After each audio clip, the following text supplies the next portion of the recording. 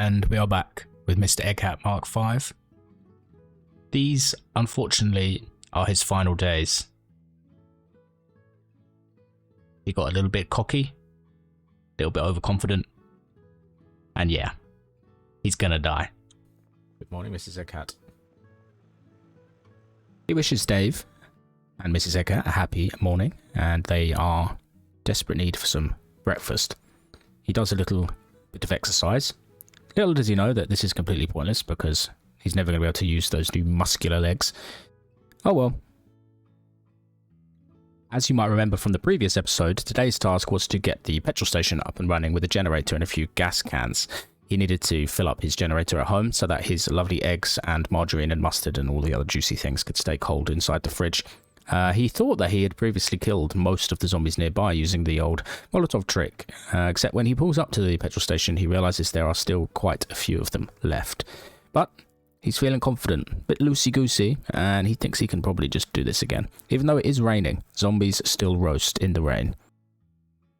He heads out, starts shouting, calling the zombies over to him, prepares his Molotov cocktail, and then begins the big roasty show.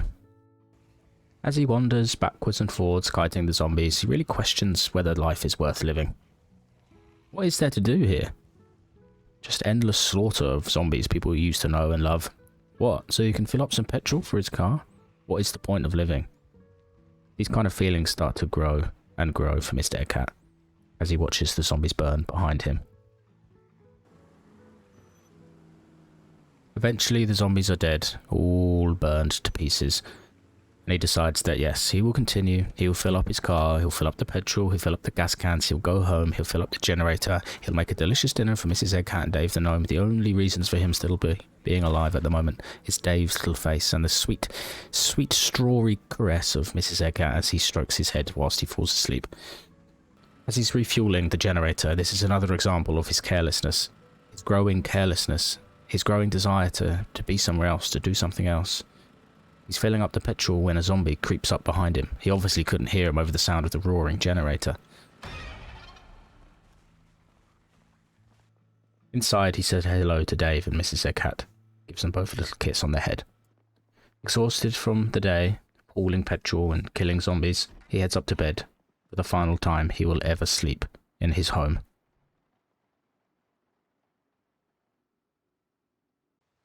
He awakes more early in the morning on the dawn of his final day on Earth as a living human breathing person, and he sneaks out.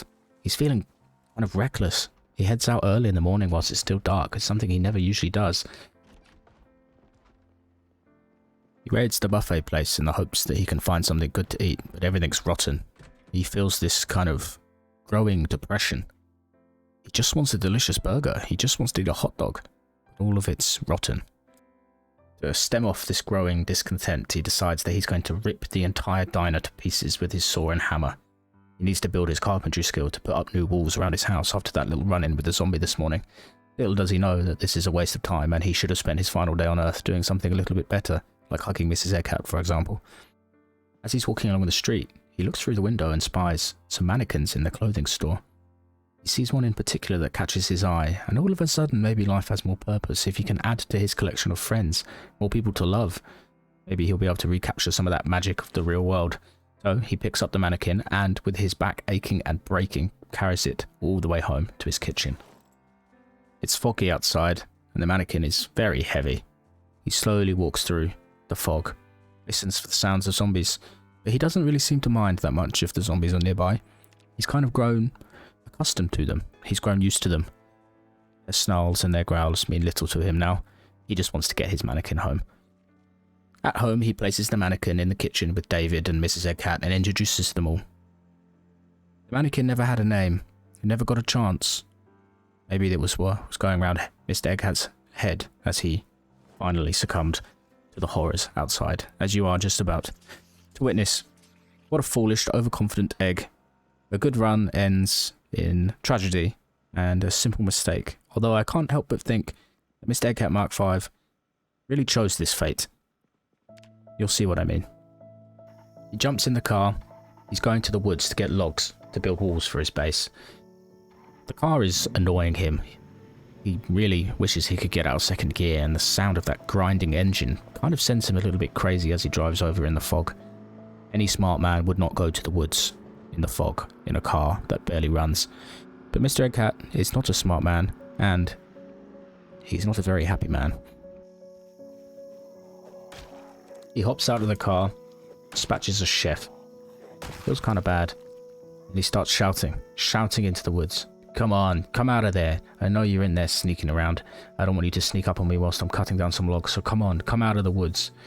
Starts shouting, getting very brazen, overconfident. Slowly, the zombies begin to swarm in.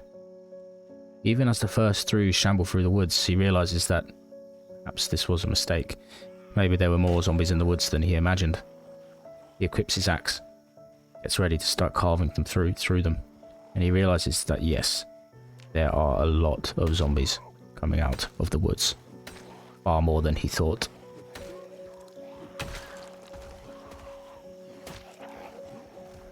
In another time, Mr. Eggcat might have run and fled, but not today. Felt almost peaceful as the zombies swarmed him. He dodged, he weaved, he tried to kill as many as he could, but eventually they overcome him. They swarm him, and just like the others before him, Mr. Eggcat Mark V dies. Yep, that's another one. Another Eggcat bit in the dust. I think I got sort of overconfident in this game, and I really wanted to move on to something else as well. This character I feel like had achieved most of what he could do. I really wanted a bigger challenge, a better challenge. So we will be back with more Project Zomboid very shortly, this week basically. I want to thank you all so much for watching. Although it seems like this is quite a sad end for Mr. Eggcat. Here's a little roll of his best moments throughout this short series. Hope you've all enjoyed. Thank you for liking and commenting. I really appreciate it. And I will see you all soon with some more videos. Bye-bye. To a new life of Mr. Eggcat Mark V. He wakes up in the police station, bleary-eyed. Must have overslept. He looks up and sees the rest of the office is completely deserted. His friend. His new friend. Mr. Eggcat wakes up on the morning of the big day. The day of the adventure is at last here. He packs up his car with all his goodies, gets into the driver's seat, turn the lights on, has a look around and goes, Jesus, that's a lot of zombies. That's a lot of zombies. Oh, that felt good. This is over another zombie, and he realizes that this is actually really, really, really fun. No, no. Oh no. Oh no.